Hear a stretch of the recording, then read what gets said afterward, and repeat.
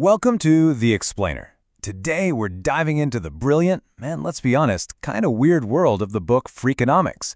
Now this is absolutely not your average economics class. Instead, we're going to learn how to think like a rogue economist, to look right past the obvious and uncover the hidden side of, well, pretty much everything. So here's what we've got on tap. We're going to explore the incredible power of incentives, what happens when one person knows more than another, and then we'll see how cold, hard data can completely smash the common knowledge we all take for granted. So let me kick things off with a little riddle that gets right to the heart of this book. What could a school teacher and a giant sumo wrestler possibly have in common? They seem like they're from different planets, right? Well, just stick with me because the answer tells you everything you need to know about this way of thinking. And that's really the core promise of the book. The modern world can seem so incredibly complicated, almost impossible to figure out. But the authors argue that if you just learn to ask the right kind of questions and actually follow the evidence, the world isn't so baffling after all. It's just really, really interesting. So what is this new way of looking? Well, it all comes down to thinking like a rogue economist. That's someone who takes the basic tools of economics and applies them to, well, everything else. Love, crime, cheating, all the stuff that most economists would never dream of touching. I love this quote because it just cuts right to the chase. It's all about setting aside our feelings, how we think the world should be, and just taking a cold, hard look at the data to see how it actually is. It's a subtle but really powerful shift in perspective. So when you strip it all away, what even is Freakonomics? It's not about complex theories. It's about the study of incentives. It's simply about figuring out how people get what they want out of life, especially when there are other people who might want the very same thing. Okay, so let's put this new mindset to work. And the first, most powerful tool in the rogue economist's toolbox is the concept of incentives. All right, it's time. Let's solve our riddle. And as you might be guessing by now, the answer has everything to do with incentives. Both of these groups face enormous pressure that can push them to do things you'd never expect. Okay, think about it. For the teachers in Chicago, this wasn't just a test. Bad scores could mean their school gets shut down and they're out of a job. The stakes are sky high. Now, for the sumo wrestlers, it all comes down to what's called a bubble match. A wrestler with a 7-7 record has to get that 8th win. His rank, his pay, everything depends on it. But for his opponent who's already safe, it doesn't really matter. In both cases, you have this massive, overwhelming incentive to cheat. And this quote from W.C. Fields just says it all, doesn't it? Cheating isn't really a character flaw. It's a basic economic act. It's trying to get more for less.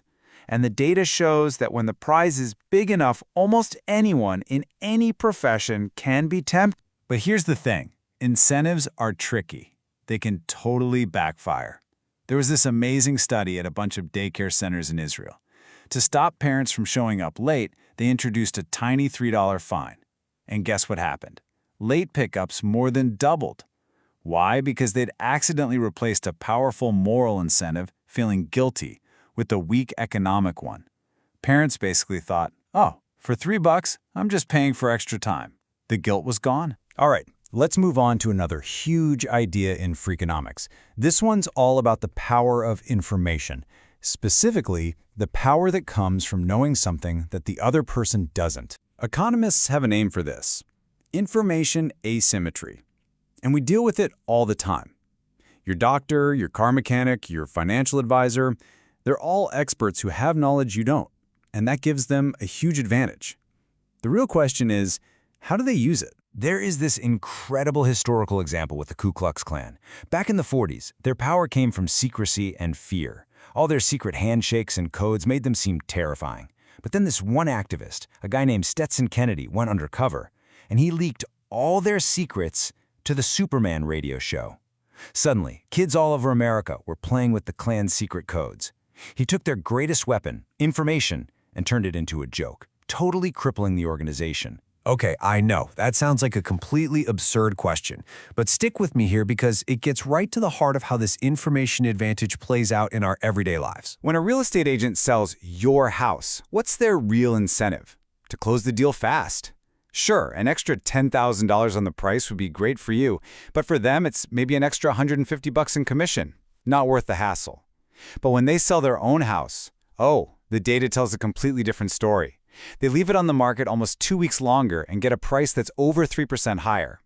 They use their information advantage for their benefit, not yours. So how can you spot this stuff? It's actually hidden in plain sight. It's in the words they use in the ads. The data is crystal clear. Listings with specific, concrete words like granite or maple sell for more money. But listings with vague, fluffy words like fantastic or charming, they almost always sell for less.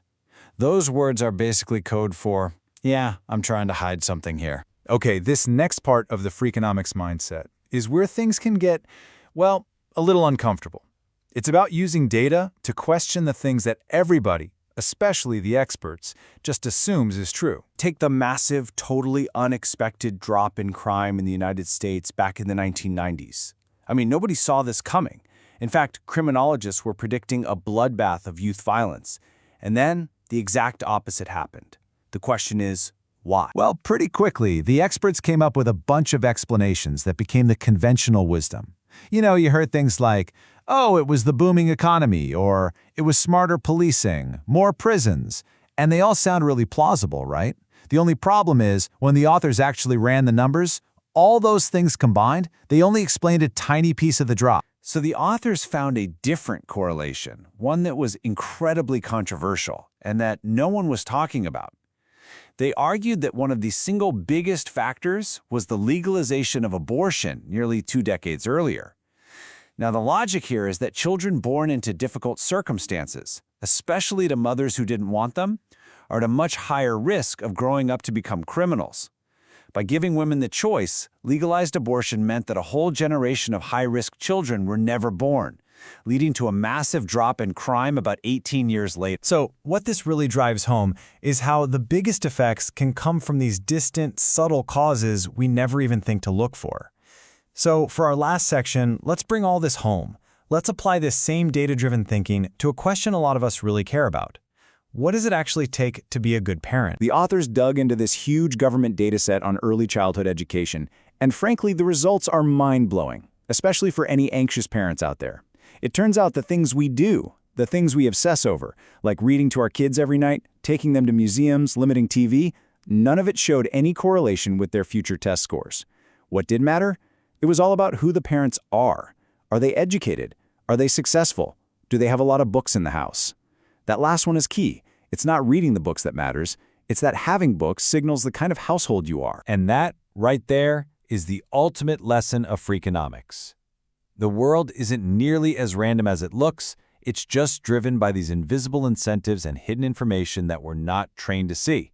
The things that truly shape our lives are often not the things we're told to focus on.